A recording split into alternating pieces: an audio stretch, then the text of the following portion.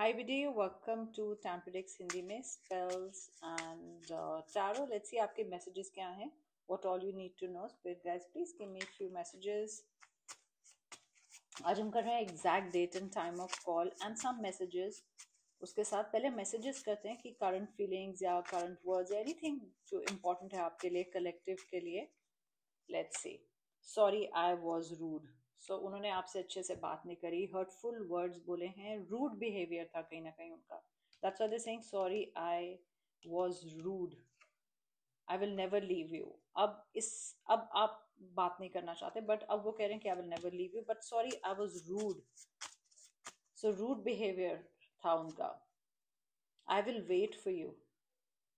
अब I will wait for you the saying कि मैं वेट करूँगा करूँगी वट एवर जेंडर स्पेसिफिक नहीं होती readings. I read energies. Okay, so वो कह रहे हैं कि पर आई एम सॉरी कि मैंने ऐसे बोला, कुछ ऐसी बात बोल दी जो आपको बहुत ज़्यादा खराब लगी, आपको दिल में वो बात बहुत लाइक हर्ट करी.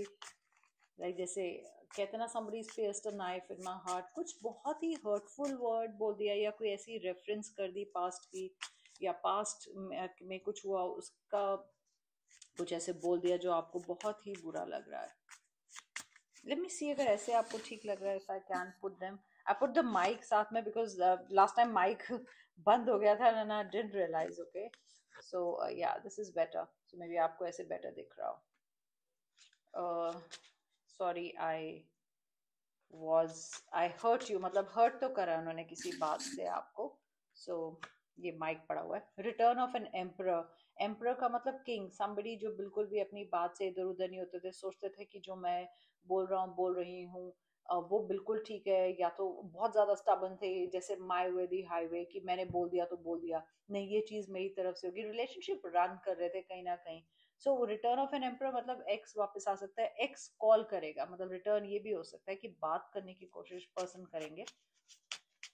बिल्कुल अपने आप को वो एम्पर लाइक समझते थे कि मैं जो भी बोलूँ राइट है, इवन इफ अगर वो रॉन्ग होते थे. यू यूज टू से कि एटलीस्ट मेरी बात आप सुन लें या मेरा पॉइंट ऑफ व्यू सुन लें, बट कहीं नहीं, मतलब ऐसा होता था कि बहुत ही कम होता था कि वो आपकी बात सुनते थे या आपका मतलब पॉइंट ऑफ व्यू समझना चाहते थे. So may be return of an ember मतलब अब उनको लग रहा है कि नहीं, if I do not listen to the person, या मैं कॉल नहीं करूंगा या करूंगी तो बहुत प्रॉब्लम होगी. सो वहां पर उनको पता है कि हर्ट किया है.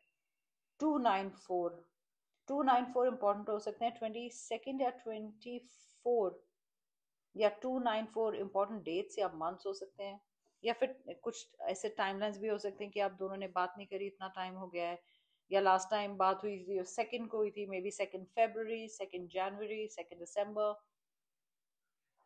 लिखा है डोंट ट्रेस पास, मतलब आपने अपने आसपास एक बाउंड्री बना ली है, एंड यूर लाइक कि आपने मुझे बहुत हर्ट किया है, बट अब I have learn the lesson, और मैं आपको मुझे ज़्यादा अब हर्ट नहीं करने दूंगा या दूंगी. तो you don't want the person to trespass this, मतलब आपको नहीं चाहिए कि आपको कोई हर्ट करे, बहुत हो गया आपके लिए वो.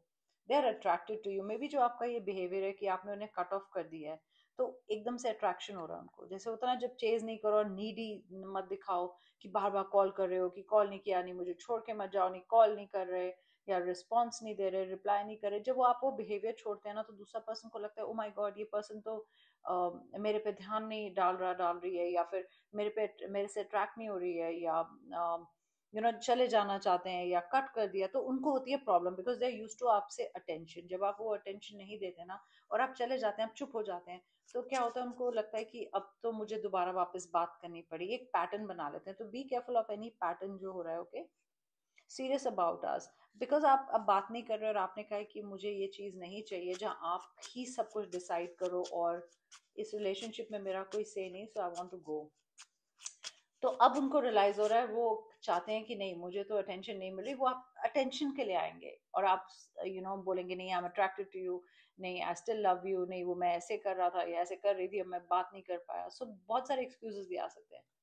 forget about the fight. अब ये भी बोलेंगे कि प्लीज फाइट छोड़ दीजिए, I don't want to fight about it, like let's not fight. या मे बी ऐसा सेंटेंस बोला जो मुझे आ रहा है स्पिरिट गाइड से, कि पुरानी बातें भूल जाएं, या क्यों वो बात लेके बैठे हैं, या let's not talk about it. तो अब वो उल्टा चाहेंगे कि आप उनसे बात करें.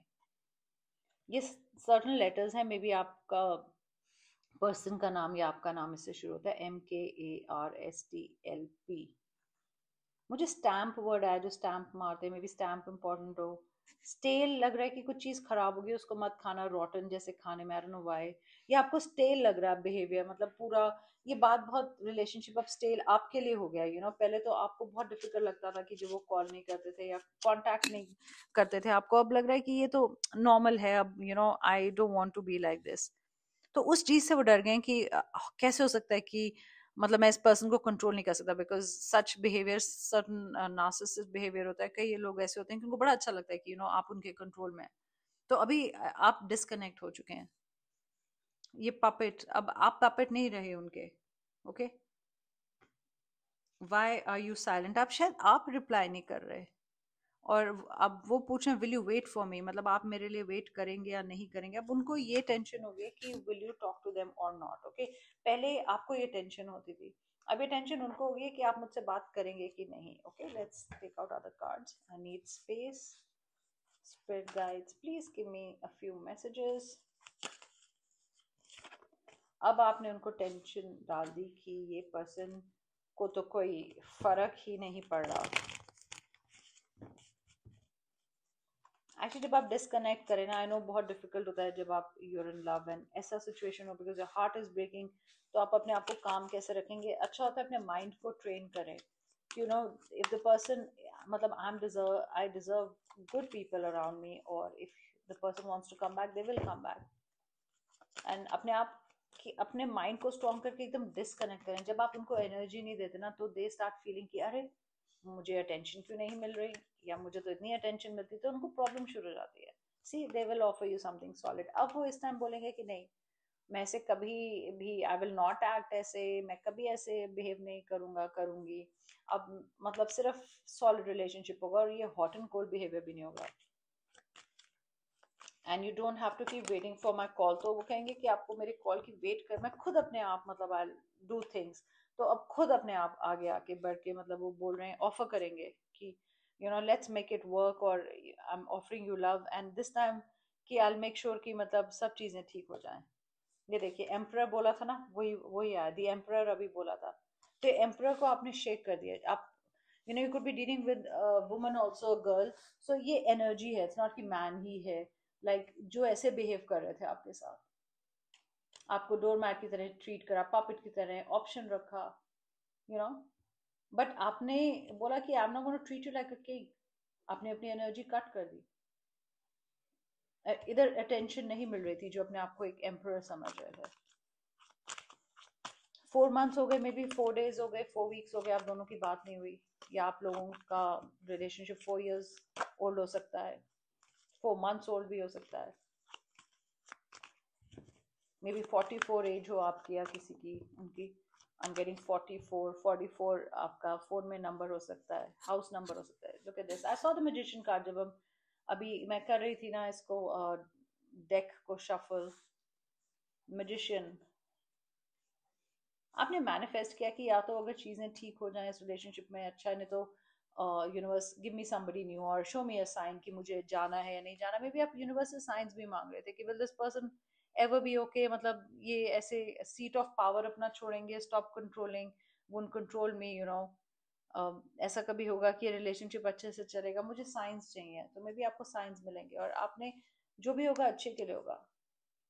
एंड इस पर्सन को भी पता चल गया कि आपने डिस्कनेक्ट कर दिया, और अब उनको हो रही है प्रॉब्लम।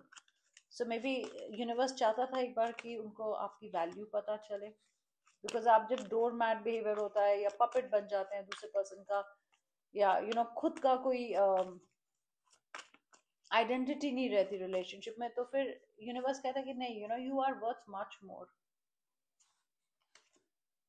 हाँ, they'll come looking for you. See this person पहले तो अपनी सीट से मूव ही नहीं करते थे। आपने कॉल करना है, आपने डेट फिक्स करनी है, आपने सब कुछ करना है, you have to balance the relationship, आपने कॉम्प्रोमाइज करना है। बट यूनिवर्स ने उनको बोला कि दिस विल एंड अगर आप ठीक तरह बिहेव नहीं करेंगे रिलेशनशिप में। So they'll come looking for you. 3rd March आपके लिए बहुत इंपॉर्टेंट है, नेक्स्ट 3 days इंपॉर्टेंट है। और जो मेन पार्ट रीडिंग का, let's see exact date and time जब आपको कॉल आएगा। अगर आप नो कॉन्टैक्ट में, या कॉल नहीं आ रहा है, या बहुत कम बात हो रही है, ब्लॉक हो गए हैं, so this time maybe even unblock हो सकते हैं। So exact date and time of call is 22nd February, वो जो आज है, 1st March, 27th March, 25th February, 4th March, 7th March. अभी मैंने 10-10 देखा, तो 10-10 आपके लिए इम्पोर्टेंट है, आपको दिखेगा as a sign. 4th March, 7th March. You've got 5:05 p.m., 12:46 p.m. ये वाला evening time है, okay? 5:05. 12:46 p.m. is afternoon. 9:42 a.m. is morning. 7:09 p.m. is evening. 12:30 p.m. is afternoon, and 11:33 p.m. is night time.